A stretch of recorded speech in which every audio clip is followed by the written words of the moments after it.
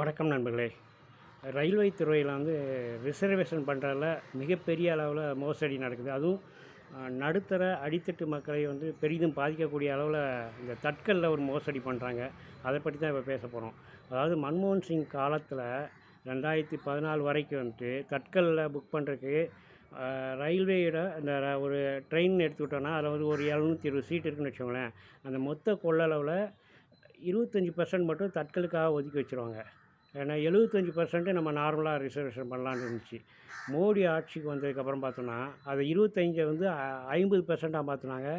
இப்போ 50%ங்கிறது 60%, 70% வரைக்கும் அதை நேரத்துக்கு தகுந்தாப்போ அதிகரிக்கிறதா புகார்கள் வந்திருக்கின்றன. அதனால் பார்த்தோன்னா இப்போ 720 சீட்டு இருக்குதுன்னு வச்சுக்கோங்களேன். அதில் நம்ம நார்மலாக புக் பண்ணுறதே 240 சீட்டு, 260 சீட்டு அந்த ரேஞ்சில் தான் புக் பண்ண முடியும் அப்படிங்கிற மாதிரி இருக்குது. அது எவ்வளோ பெரிய மோசடி பார்த்திங்கன்னா, நம்மளோட தட்கல்னாலே அதிக விலைக்கு நம்ம வாங்க வேண்டிய கட்டாயத்தில் இருப்போம். அதுலேயும் பார்த்தோன்னா இப்போ ப்ரீமியம் தட்கல்னு அது எதுவும் மீட்டர் வெட்டி மாதிரி அது பாட்டு ஏறிக்கிட்டே இருக்கும். இப்போ 1000 பார்த்துருக்கோன்னு வச்சுக்கோங்களேன். டக்கு நம்ம புக் பண்ண போகிறப்போ 1200, 1300 வந்தாலும் அப்படியும் நம்ம பணம் கட்டி தான் ஆக வேண்டியிருக்கும்.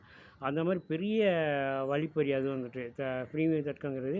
இந்த தட்கலும் பார்த்திங்கன்னா இப்படி 50% இது தட்கல் தான், 60% இது தட்கலில் தான் அப்படின்னு கொண்டாந்துட்டாங்கன்னா, நம்ம இப்போ ட்ரெயினுக்கு போனாலே நம்ம அதிக அமௌண்ட்டில் தான் நம்ம டிக்கெட் எடுக்கணுங்கிற மாதிரி ஒரு கட்டாயத்துக்குள்ள கொண்டு வந்துடுறாங்க. அதுபோக பார்த்திங்கன்னா, இப்போ முதியோருக்கான சலுகை கட்டணம்னு ஒன்று இருந்துச்சு. இந்த கொரோனா டயத்தில் கட் பண்ணாங்க. சரி, கொரோனா டயத்தில் கட் பண்ணலை, கொரோனா முடிஞ்சதுக்கப்புறம் நீ அதை கொடுக்கணுமா இல்லையா, அப்படியே கட் பண்ண மாதிரி வச்சுட்டாங்க. இப்போ ஒருத்தர் ஆர்டிஐ போட்டு அதை பற்றி விசாரிக்கிறாரு. இதனால் சென்ட்ரல் கவர்மெண்ட்டுக்கு என்ன மாதிரி லாபம்னு பார்த்தா, கிட்டத்தட்ட 9000 கோடி அளவுக்கு லாபம் சம்பாதிச்சிருக்காங்க. அந்த சலுகை கட்டணத்தை ரத்து பண்ணுறனால முதியோர்கள் அவங்க சரி பயணம் பண்ணணும், அவங்க ரயிலில் பயணம் பண்ணுறப்போ அவங்களுக்கு கொஞ்சம் சௌகரியமாக இருக்குங்கிறக்காக ஒரு சலுகை கட்டணத்தை கொண்டாந்தா, அதுலேயும் அதையும் நிறுத்தி கொள்ளையடிக்கிறதுலாம் எவ்வளோ பெரிய அநியாயம். முதியோர்கள் யாருமே இந்துக்கள் கிடையாதா?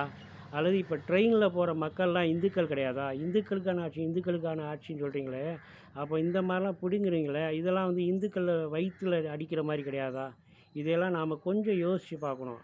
இந்துக்கள்னு சொல்லிட்டு நம்மளை எந்த அளவுக்கு ஏமாற்றி பணம் பறிச்சுட்டு, இந்த பணத்தை ஃபுல்லாக எங்கே கொண்டு போகிறாங்க? கடைசியில் கார்ப்பரேட் நிறுவனங்களுக்கு கொண்டு போய் அவங்க கொட்டுறாங்க. அவங்ககிட்ட இதுக்கு பதிலாக கமிஷனை வாங்கிட்டு இவங்க கொழுத்து போகிறாங்க. ஆக மொத்தம் அந்த அடித்தட்டு மக்கள், நடுத்தர மக்களை குறி வச்சு சுரண்டும் இந்த மோசடியை நாம் அனைவரும் கண்டித்தே ஆகணும். நன்றி, வணக்கம்.